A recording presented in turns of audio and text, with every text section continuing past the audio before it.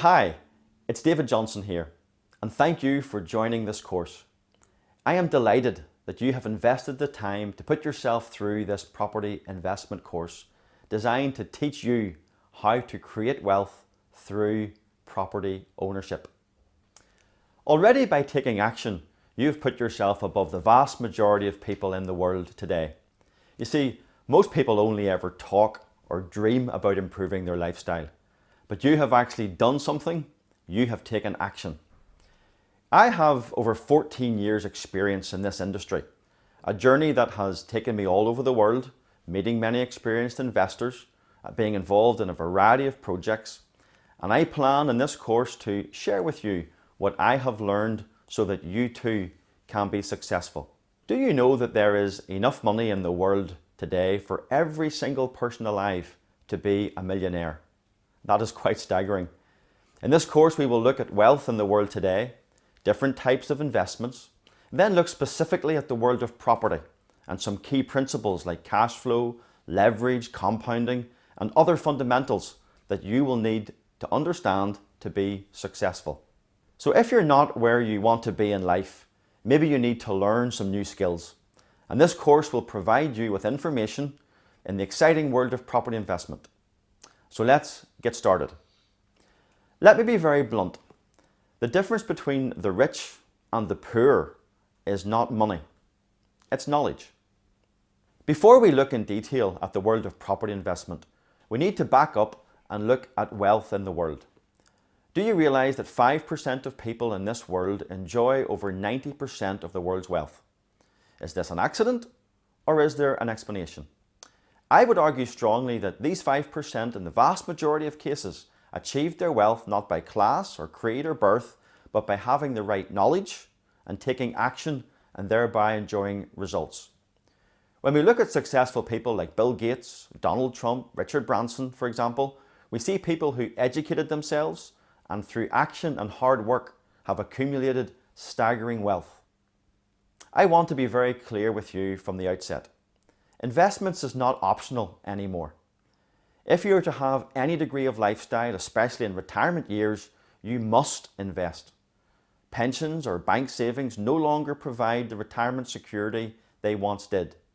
The term investment means laying out money or capital in an enterprise with an expectation of profit. While investments can be varied and diverse, the most common are stocks and shares. These are often high reward but are often high risk. Property bonds, these offer low rewards but are low risk. Alternative investments like car parks, shipping containers, fine wines and even stamps. And of course the most popular of all, property investment. So why property? To answer this question simply, the reason property investment is where most of the wealthy invest their money is because it is a low and manageable risk with potentially very high reward. Think about this for a moment. As long as people want to live in houses and the world's population keeps growing, there will always be a demand for property. That may sound simplistic, but when an investor understands this fact, they can develop a confidence and a belief in the world of property investment.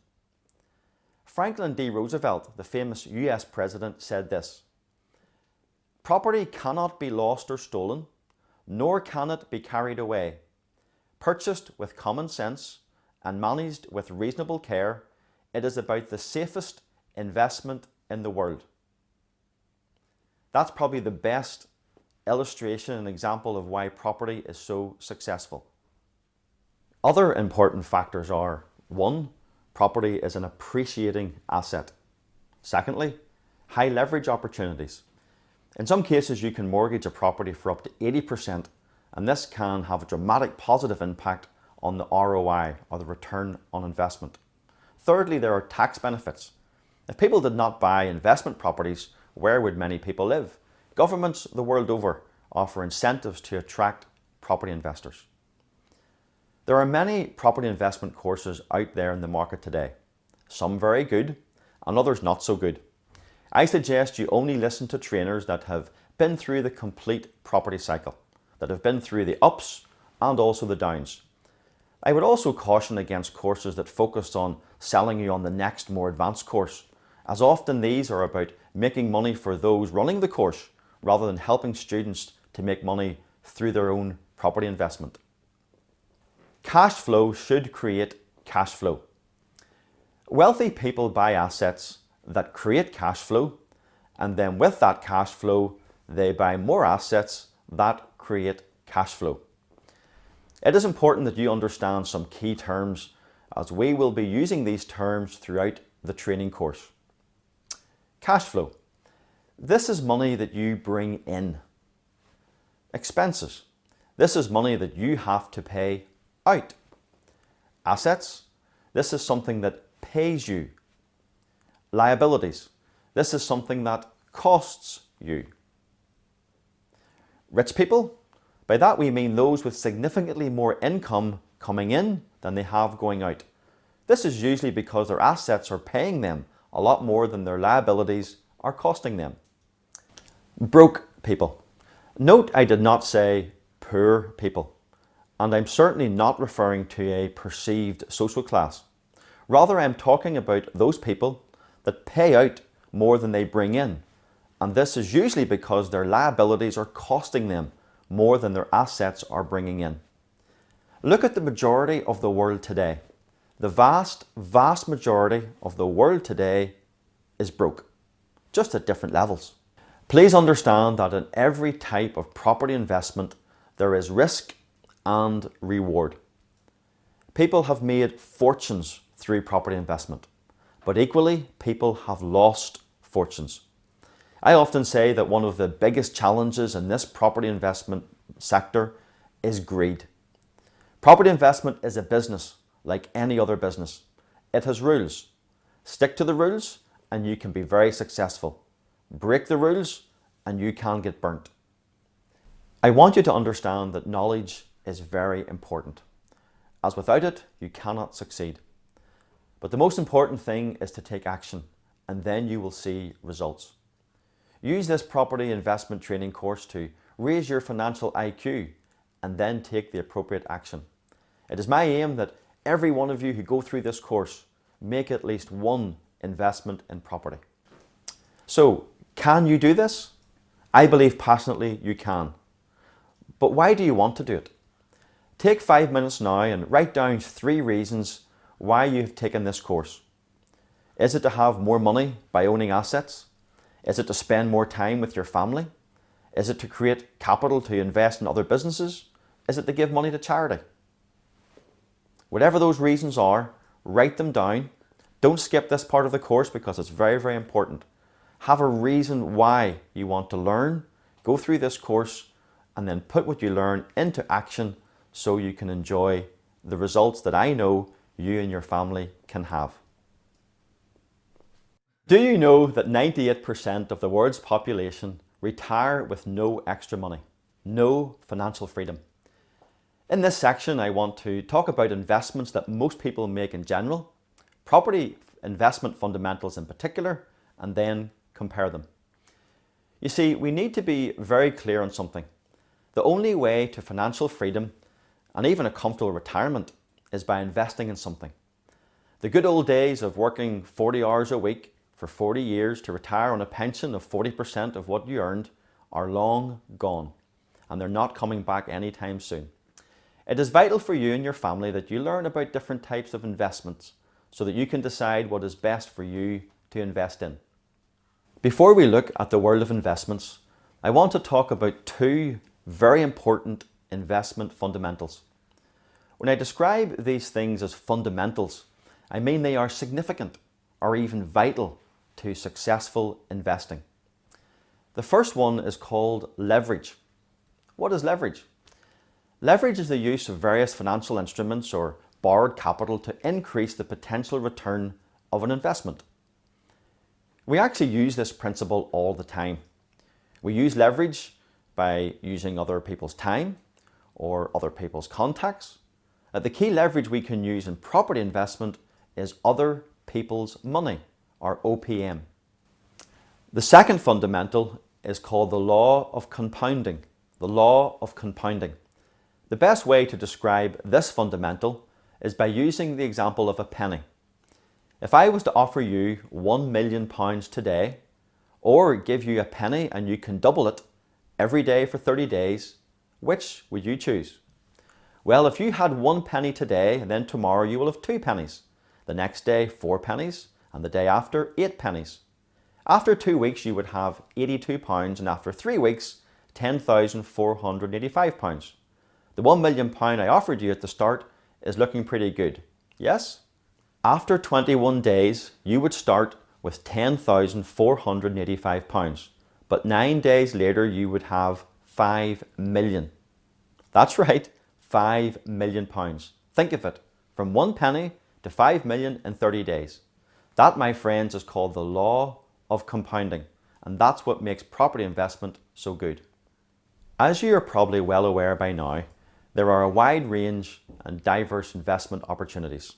So I want to try to help you analyse these options while keeping in mind the fundamentals of leverage and the law of compounding, and show you why property investment is, in my opinion, the best choice. It is true that in terms of returns of capital invested, that both stocks and shares are on a par with property. But wait, you can only earn on the amount of money you have invested. There is no opportunity to leverage. Ask yourself this: if you rang your bank manager and told him you wanted to borrow £100,000 for an investment, he would probably ask you what you wanted to invest in. If you said stocks and shares, the bank manager would say no immediately. However, if you rang up your bank manager and said you wanted to borrow £100,000 for an investment, and when he asked you what you wanted to invest in, you said property, he will invite you for a meeting and discuss lending you 70 or maybe even 80% of the value of the property. We call it a mortgage. Why will a bank lend you money to buy property but not stocks and shares? That is a great question. It seems banks have much more confidence in property as a secure investment, much more so than stocks and shares. I rest my case. If you invest £100,000 of capital in the stock market, you will have £100,000 worth of assets. And if the market goes up by 10%, you will make £10,000. That's a 10% return on capital. But if you use that same £100,000 to put down 25% deposits on 4 buy-to-let properties, it gives you £400,000 worth of assets. And when the property market goes up by 10%, you make £40,000, which is a 40% return. Because you don't just profit from the growth of your own money, you also profit from the growth on the bank's money. Leverage, or being highly geared, acts just like a magnifying glass. When the market moves upwards and in your favour, leverage massively improves your returns. Commodities. The value of commodities is certainly rising, but so too is the cost of living, and probably at a greater rate than the increase in value of commodities. Alternative investments. This type of investment is a term used to mean almost any other type of investment than stocks and shares and property. It is extremely diverse, but the most popular would be self-storage units, shipping containers, films, precious metals, but it can also include things like fine wine and even stamps. Very much viewed as higher risk, these can indeed have attractive returns, but not normally where sophisticated investors place anything other than a small percentage of their capital. Most of these products are unregulated, so the risk is certainly greater. Pensions. There is no easy way of saying this, but the vast majority of people relying totally on their pensions for retirement are most likely in big trouble. As an investment strategy, you cannot easily get money out of your pension, you cannot control it, and you cannot gear it.